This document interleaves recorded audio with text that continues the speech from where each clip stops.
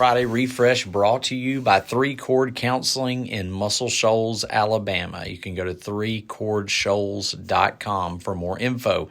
This weekend is one of the most anticipated weekends of the year for me. 9 years ago, Kenya and I attended the very first Ministering to Youth Conference, or M2Y, in Orlando, Florida. My friend Brian Staron had invited me to join the board for this new event to encourage anyone who worked with young people in the church. I gladly accepted it, and it's been rolling along ever since. We did Orlando 1 year, Chattanooga 1 year, Pigeon Forge for 5 years, Knoxville last year, and then Heritage Christian in Florence, Alabama for this year's conference.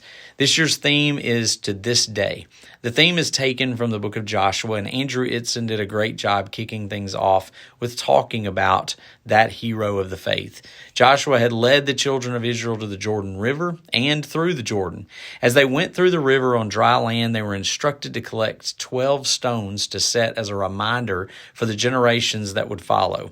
When the author tells the story from the past, he makes sure to point out the fact that they remain there, those stones, to this day, Joshua 4:9. Those stones could be seen and talked about by all those who had marched across the Jordan, parents to their children, then grandparents to their grandchildren, then from personal stories to handed down stories from generation to generation.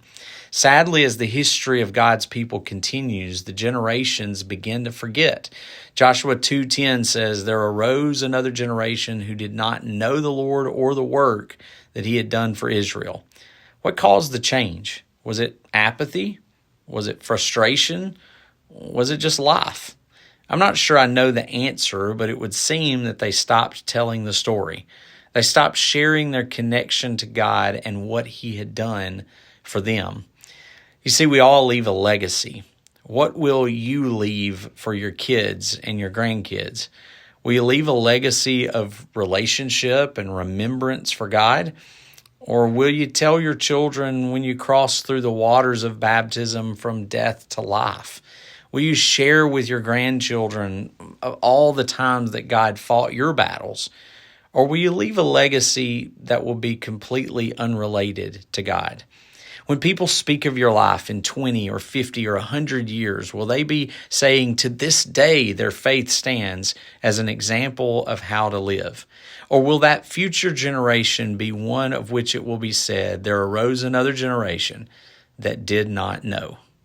And that is your Friday Refresh.